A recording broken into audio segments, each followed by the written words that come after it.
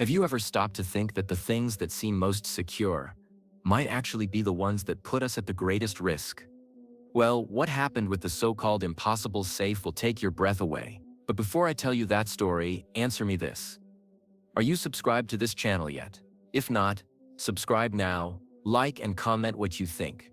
This really helps deliver this content and motivates me to bring you even more investigations. Imagine a century-old bank, a world leader in security, with a vault considered unbreakable. Engineers, military personnel, and experts swore that nothing and no one could penetrate its defenses. But one ordinary morning, the security guards opened the door and found only emptiness. No sign of a break-in, no footprints, nothing. The impossible had just happened. And this is where the story gets even more intriguing. Because the more perfect the protection, the greater the fall when someone discovers the flaw. This case wasn't just a multi-million-dollar heist, it was a defiance of logic, an affront to human trust, and a disturbing reminder that even the most solid walls can hide invisible cracks. What I'm about to reveal next isn't just the solution to a criminal mystery, but a life lesson about trust, vulnerability, and human intelligence. And I guarantee you, by the end, you'll never look at the word security the same way again. Whenever I begin an investigation, I like to understand the setting before diving into the details. In the case of this bank, the atmosphere already carried an almost palpable historical weight. It wasn't just a financial institution, it was a symbol of solidity, tradition, and trust. Founded over 100 years ago, it survived economic crises, wars, and even sabotage attempts that became legend in the city. That imposing building held not only money, but also the pride of an entire community. I remember when I first stepped into the marble lobby. The echo of my footsteps seemed to carry secrets kept for decades. The tall columns and stained glass windows gave the feeling that each customer was being watched by an invisible authority. It was curious how even the smells, a mixture of iron, ancient dust, and leather furniture, instilled respect. Here, every detail screamed security, as if the space itself were a fortress against any invader. Locals always said that if there was a place where the impossible truly was impossible, it was the bank vault. The nickname the Impossible Vault wasn't a coincidence. Experts from around the world visited its facilities and came away with the same conclusion: no breaches, no flaws, nothing that could be exploited. It was like trying to break the laws of physics. Even the most daring thieves preferred not to waste energy dreaming about it. And that's precisely where the mystery begins to unfold. Because when something is considered unshakable, a small crack is enough to shake the entire edifice of certainty. And it was precisely this invisible crack that caught my attention.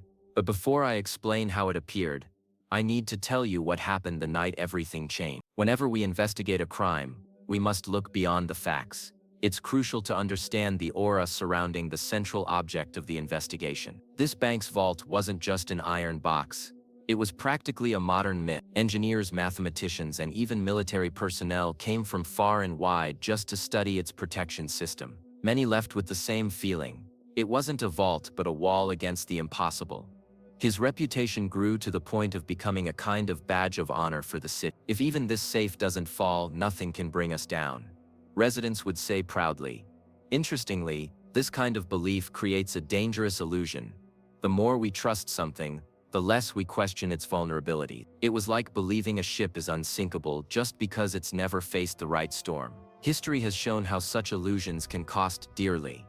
Once at a security conference, I watched experts debate legendary vaults. Some cited Swiss fortifications. Others spoke of military bunkers in the United States. But there was always someone who, at the end, mentioned that bank and let out a sigh of respect. It was as if they were talking about an undefeated champion. Someone who had never been truly tested, but whom everyone already feared facing. This in itself was a puzzle to be deciphered. And it was precisely this fame that made the case so intriguing. Because if even the impossible vault could be breached, what else in the world was safe? This thought echoed in my mind when I received the call that early morning. Something extraordinary had happened, and I was about to discover how the legend would begin to crumble. On that particular night, everything seemed to be proceeding normally. Security cameras recorded guards making their rounds, employees signing off, and doors being locked according to the usual protocol. The system clock recorded every step, every light turning on and off as if nothing extraordinary were about to happen. And precisely because of this, the scene became even more unsettling. The most striking detail was the absence of any suspicious movement. There were no shadows out of place, no hooded figures trying to open doors in a hurry. The motion sensors remained silent all night, as if the routine itself had remained intact. The bank, outside, slept peacefully in the silence of the early morning. But inside, the unimaginable was already underway. When I first watched the footage, I confess I felt that classic chill of knowing they're faced with something that doesn't fit any common logic. The cameras were the cold gaze of the machine, incapable of distraction or blinking. Yet they still didn't capture anything out of the ordinary. And this made me think, when the truth isn't visible, it's either because it's purposefully hidden, or because someone knows how to manipulate the eyes that should be watching. It's curious how life works the same way. We often believe everything is fine because we don't see obvious signs of trouble, when in fact, danger is already present. How many people, for example, go about their daily lives without realizing they're about to experience financial or emotional collapse? Just like those cameras, we prefer to trust the silence of the night until dawn shows us that something has been irretrievably lost. And that's exactly what happened there. Early in the morning, bank employees gathered in front of the vault to begin their workday. The ritual was always the same: checking protocols, registering passwords, double-checking. Nothing suggested any surprises. However, when the heavy metal door opened, a suffocating silence filled the room. Where there should have been stacks of bills and gold bars, there was only emptiness. The shock on the security guards' faces spoke volumes. It was impossible to believe what they were seeing. The safe was intact, undamaged, untouched. Everything worked perfectly, as if it had never been touched. And yet millions in cash and assets had simply evaporated. It was as if space itself had been swallowed by a magician's trick. I received the call shortly after. Upon arriving, I found an almost theatrical scene: uniformed men trying to hide their panic, managers mumbling justifications, and a pale-faced director repeating to himself that it wasn't possible. I'd seen complex crimes before, but I confess this one had a different flavor. It wasn't just a robbery, it was a direct defiance of logic. And it was at that moment that I realized someone had managed to enter the heart of the bank without leaving a footprint. It was as if a brilliant, cold, and calculating mind had decided to prove to the world that impossible was just a weak word. Little did they know that that morning would be just the beginning of a puzzle, capable of changing everything we knew about security. Whenever a mystery seems impenetrable, the human mind rushes to the most obvious explanation. And in this case, it was no different. The first hypothesis raised was that the crime had been committed by an insider. After all, who else would have sufficient knowledge of the protocols to act with such precision? But as I often say, the obvious is only the first disguise of the truth. The theory of internal theft gained traction among directors, who soon became suspicious of their own employees. The atmosphere at the bank became tense, heavy, almost unbearable. I saw crossed glances, veiled accusations, and even tears of indignation from those who felt wronged. It was as if beyond the lost money, there was also a moral collapse underway. However, the more I investigated, the more I realized something wasn't right. No employee had full access to the system. The password was shared in parts, the security key required multiple authorizations, and opening depended on different positions at different times. In other words, it would require several people to work together in near-perfect collusion. And frankly, the evidence didn't point to that. It was then that my mind began to shift. If it wasn't an insider, and if the system seemed unbreakable, then there was something beyond my immediate reach. I knew that behind the initial veil of suspicion lurked a more sophisticated mechanism. The problem was, where exactly did this mechanism begin to turn? The more I studied that safe, the more it seemed like a work of engineering art. It wasn't just a reinforced steel door, but a puzzle designed to withstand time and human greed. Its first layer was the password, complex, changed regularly, and shared among different employees. Next came the biometrics, requiring the physical presence of authorized personnel. And as if that weren't enough, there was also the internal clock, programmed to only unlock at specific times. This combination made the safe a virtually impenetrable fortress. Could the password be stolen? Perhaps. Could the biometrics be spoofed? Difficult, but not impossible. The clock, however, was the true psychological barrier. It dictated the rules, and no one, no matter how skilled, could simply fool it. The technology at this point was almost arrogant. It was as if the safe were saying, "You can try, but only I decide when to open myself. I'd seen similar systems at military bases and high-end research labs, but this one was different. It was like bringing together the best parts of several worlds: the discipline of a soldier, the precision of a scientist, and the rigor of a judge. The safe didn't just hold money. It guarded the reputation of an entire institution, and any breach would be a blow to the credibility of all who trusted it. And it was precisely this perfection that made me because if every wall has a weakness, the vault's was hidden in some detail that no one dared question. And as I've learned from years of research, there's no such thing as an invincible system. There's only one that hasn't yet found the right enemy. And I had a feeling that enemy was closer than we imagined. One of the first barriers any criminal would face was the password, but it wasn't a simple sequence of numbers or letters. It was a living code that changed every 24 hours. Imagine trying to guess a combination that, even if you figured it out today, would already be obsolete tomorrow. It was like trying to hold water between your fingers. The more you pressed, the more you slipped through. This detail made the mystery even more intriguing, because for someone to have opened the safe, they would have needed to have the exact code for that specific day. Not last week's, not yesterday's, but the one from the early morning hours of the crime. And this information, according to the records, had never left the hands of those authorized. It was as if a ghost had deciphered an invisible secret. When I revisited my old cases, I realized the pattern repeated itself. Whenever a criminal seemed omniscient, there was a breach of trust no one wanted to admit. Perhaps an oversight, a curious glance at a scribbled piece of paper, or even a conversation overheard by someone who shouldn't have. In the real world, it's not mathematics that betrays, it's human habits, our small daily mistakes that open doors without us realizing it. And that was the train of thought that was beginning to take shape in my mind. If someone had discovered the password, it wasn't by cracking an impossible digital code, but by exploiting a human vulnerability. The challenge now was to find that tiny crack in the wall of perfection. And believe me, I was about to stumble upon something that would make the whole enigma even bigger. The first thing I did was cross-reference the employee list with the times of the crime. After all, if there was even the slightest chance of insider involvement, some detail would slip through the cracks in their alibis. However, one by one, everyone presented solid evidence of where they were that morning. There were camera footage, independent witnesses, even purchase receipts that confirmed the times and locations. Nothing that could be easily refuted.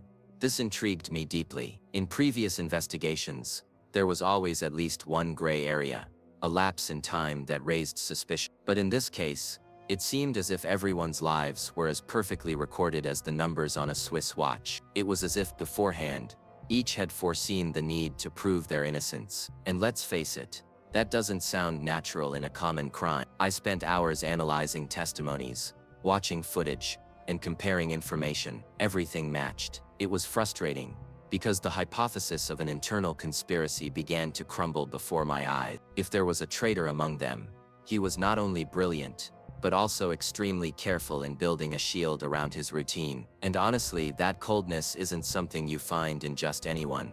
It was at that moment that I realized I needed to shift perspective. Perhaps the mistake was precisely in looking within the bank's walls. What was happening in those early hours could easily have been articulated from outside, from a place where surveillance couldn't reach. And the clue to this new direction began to reveal itself when I analyzed a seemingly insignificant detail that would change the course of the investigation. One of the first things I learned as an investigator is that every crime leaves traces. Even the most skilled eventually make small mistakes.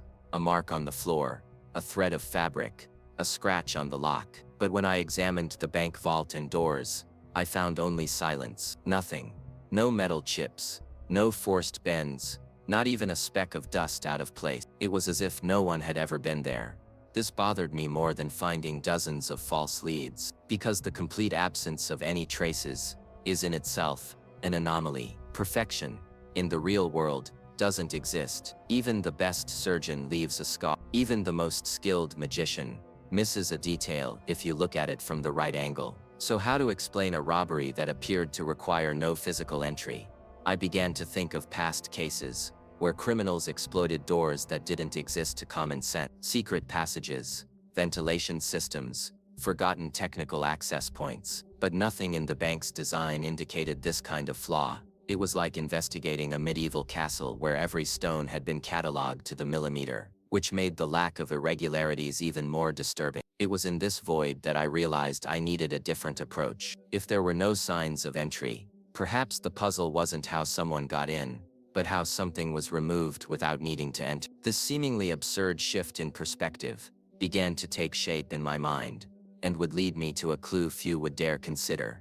As I reviewed the recordings for the umpteenth time, something caught my attention. Amidst hours of monotonous routine, an almost imperceptible detail emerged: a 17-second electrical failure. The cameras, which had been recording everything accurately until then, simply went dark. The bank plunged into momentary darkness, as if its technological heart had stopped beating for a few moments. At first, the security personnel dismissed it. A common network fluctuation, they said, like someone talking about a flickering light bulb at home. But my experience had taught me to be wary of what seems trivial. In investigations, the biggest secrets are hidden in the gaps everyone considers insignificant. And 17 seconds in a quiet early morning can feel like an eternity to someone who knows what they're doing. I remembered an old case in which a hacker had manipulated entire systems in less time than it takes to make a cup of coffee. A calculated blackout was enough to open invisible doors, restart protocols, or simply mask a coordinated action. If someone had acted in that short space of time, the whole enigma might begin to unravel. After all, the impossible only needs a crack to become reality. And that's when I understood that blackout wasn't just a glitch. It was a hidden mess. Someone had danced in the dark, taking advantage of the technological darkness to act with surgical precision. The question that tormented me was simple and disturbing. What exactly had been done during those 17 seconds? Every investigation needs a face, someone to represent the shadow behind the mystery. And in this case, that face emerged faster than I expected. A former employee. He had been fired years earlier for misconduct, but his record revealed something that caught my attention even more.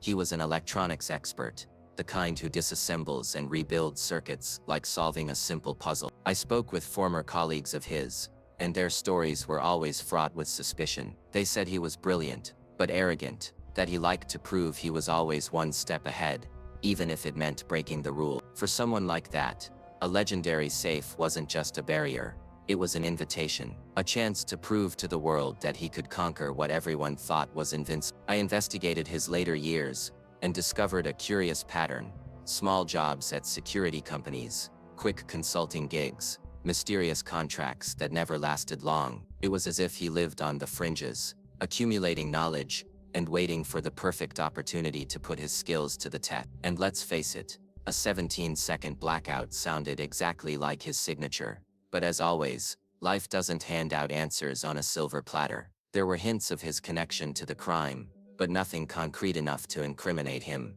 It was like trying to grab smoke with your hand. And I knew that if I focused solely on him, I might be falling into a bigger trap. The question that guided me was he acting alone, or was he simply a distraction from something much more complex? Amidst the testimonies and stacks of old documents, a whispered legend emerged: the existence of a master key. It was said to have been created decades ago, when the bank was still seeking to improve its security system. A sort of wild card, capable of opening any compartment in an emergency. Officially, it never existed, but like all myths, there were too many details for it to be pure invention. Rumor has it that the key was filed away along with blueprints and security records from the time, something that over the years fell into oblivion or was purposefully buried. The curious thing is that few employees knew about this story, and those who did avoided talking about it. For them, mentioning the key was like teasing out a secret that could have dire consequences. I spent nights sifting through dusty reports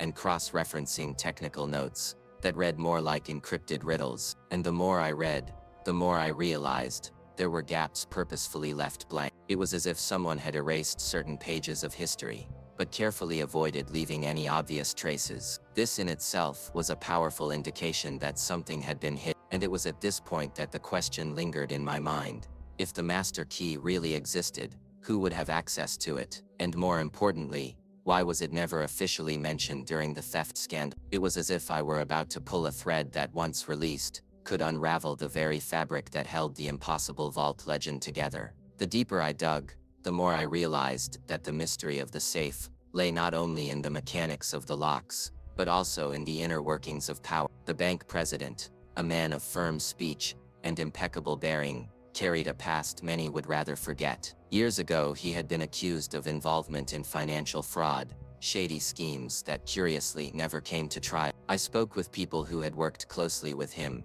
and the portrait was always mixed. Some saw him as a visionary who saved the institution in times of crisis. Others saw him as a cold strategist who knew how to manipulate laws and people as easily as a gambler manipulates marked cards. This contrast created a haze around his image, and I knew that in investigations, where there's smoke, there's fire. The curious thing is that despite the accusations, the man never lost his prestige. He was invited to events, praised in business magazines, and treated as a leader. But I learned the hard way that reputation and truth rarely go hand in hand, and faced with a seemingly impossible theft, the possibility that someone so high-ranking could be involved could not be ruled out. It was at this point that I began to wonder, what if the riddle of the vault wasn't just about technology or engineering, but also about hidden agendas? Perhaps the real secret lay less in the vault's gears, and more in the gears of power. And this line of reasoning would lead me into even more dangerous territory.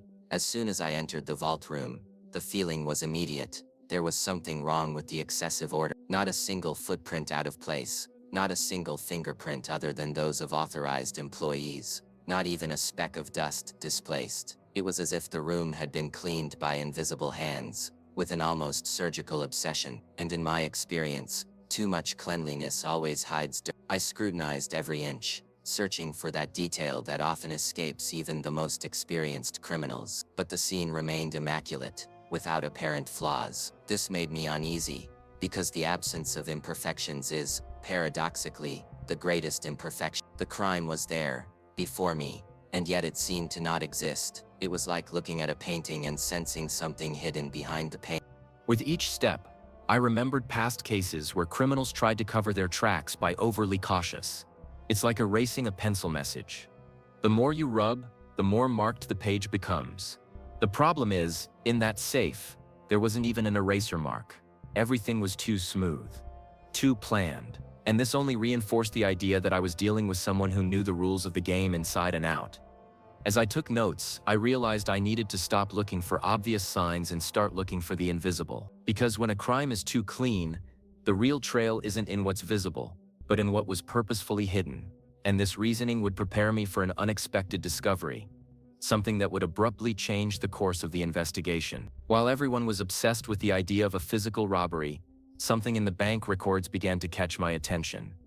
There were unusual, almost imperceptible movements hidden amid legitimate transactions, small sums siphoned off at strategic times, until the total amount revealed $1 million sum.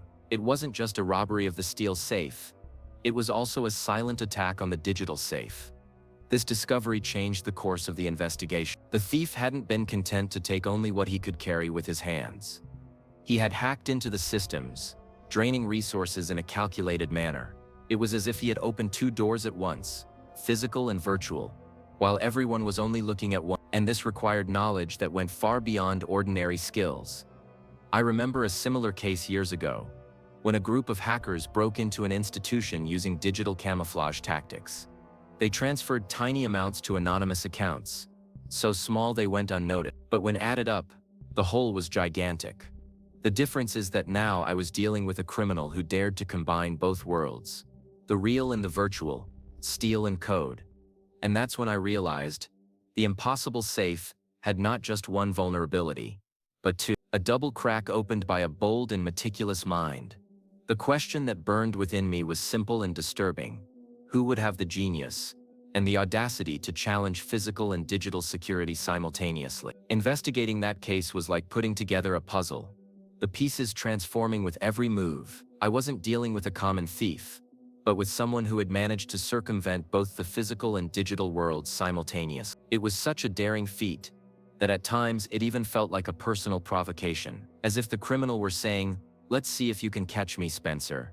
With each clue analyzed, more questions emerged than answers. If the safe required biometrics, how were they forged? If the codes changed daily, how were they obtained? And above all, How could a multi-million-dollar digital transfer be synchronized with the opening of a physical safe without triggering alarms? It was a chess game in which each piece seemed to move on its own. As I reflected, I remembered an old conversation with a fellow cryptographer. He'd told me that there's no such thing as an unbreakable system, only enough time to exploit it. Perhaps the thief had found this breach not through force, but through patience, like a hunter who watches his prey for months before striking. And in the silence of that patience, genius blossoms. What fascinated me, however, was the symmetry of the crime. Everything seemed calculated to be perfect. The exact timing, the electrical failure, the alibis, the digital movement. It was more than a robbery. It was an intellectual performance. And somehow I knew there were still hidden layers waiting to be revealed, as if the real game was just beginning. It was during a fresh sweep of the vault room that I found something the initial team had missed. In the corner, almost hidden behind a shelf, lay the remains of a burnt piece of paper. Seemingly insignificant, but in my experience, nothing is a coincidence at a crime scene. I grabbed the tweezers, examined it carefully, and noticed strange hand-drawn symbols still visible on the charred edges. The signs weren't ordinary numbers, nor were they immediately recognizable letters. They looked like codes, perhaps a cipher, or even a combination of invented symbols. It was as if the author had left a message only for those capable of deciphering it. Curiously, it didn't remind me of a mistake, but rather a provocation, as if someone had wanted to leave an invisible signature, hidden from the superficial eye. I spent hours trying to relate those symbols to known cryptographic systems. Nothing matched completely, but some shapes resembled password patterns I'd seen in older security systems. It was at this point that I began to wonder, what if this was a deliberate clue, left not to cover up, but to guide the investigation to the next stage? Like a player moving a piece just to force the opponent to respond. Holding that burned piece of paper was like holding an invitation. The criminal didn't just want to steal. He wanted to be understood, or perhaps admired, and I knew that if I followed that enigmatic trail, I would find something that would completely change the scope of the case. After all, every great enigma always hides a second layer waiting to be revealed. I took that fragment to my office, and under the cold light of the lamp, began tracing the symbols one by one. It was like assembling an invisible puzzle, where each detail required almost surgical patience. After hours of scribbling combinations, I realized these weren't simple symbols. There was logic hidden in each line, like a secret language waiting to be unlocked. The revelation was gradual, almost like watching a photograph form in a dark room. The symbols followed a mathematical sequence, alternating shapes that, when converted, corresponded to variations in numbers. More than that, I realized that the pattern coincided with the daily changes in the safe's password. It was as if someone had created a parallel key, a secret shortcut to decipher what everyone thought was inviolable. This discovery was a shock, because it meant the crime wasn't just about technological hacking or digital trickery. There was a mastermind behind it, someone who had studied the system to the point of deciphering logic that even the engineers themselves hadn't grasped. It was like finding the invisible seam in a perfect fabric and pulling at it until everything came undone. And that's when I understood the true power of that clue. The thief not only had access, he had turned the impossible into routine, mastering the password pattern like someone learning a melody by heart. The previously impenetrable safe now revealed itself vulnerable to a mind that dared to think beyond. But the question that gnawed at me was simple. Who would have the intelligence and the courage to go that far? As all the pieces began to fall into place, I realized the answer was closer than I'd imagined. The real enemy wasn't outside the walls, but within, at the heart of the bank's security.